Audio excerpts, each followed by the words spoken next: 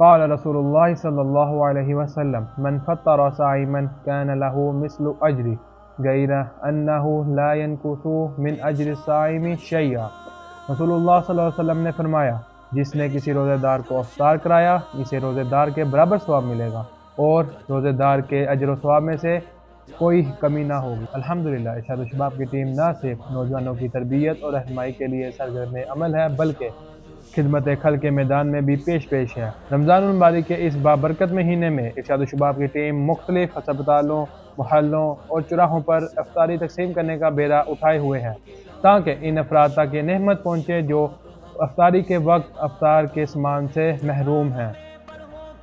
کھلی ہوئی کتاب ہے ذرا ہمیں پڑھو کہ ہم کھلی ہوئی کتاب ہے، وہ جس پہ تم کو ناز ہو وہی تو ہم شباب ہے۔ ارشاد الشباب ارشاد الشباب ارشاد الشباب ارشاد الشباب ارشاد الشباب ہم مثل ماہتاب ہے۔ یہ دور ایسا دور ہے جلس تیرے گزار میں خزاں رسیدہ باغ ہے بجھے سے لال ازار ہے۔ یہ دور ایسا دور ہے جلس تیرے گزار میں خزاں رسیدہ باغ ہے بجھے سے لال ازار ہے۔ سموم جس کا راج ہے اسی کا ہم جواب ہے، سموم جس کا راج ہے اسی کا ہم جواب ہے، وہ جس پہ تم کو ناز ہو وہی تو ہم شباب ہے۔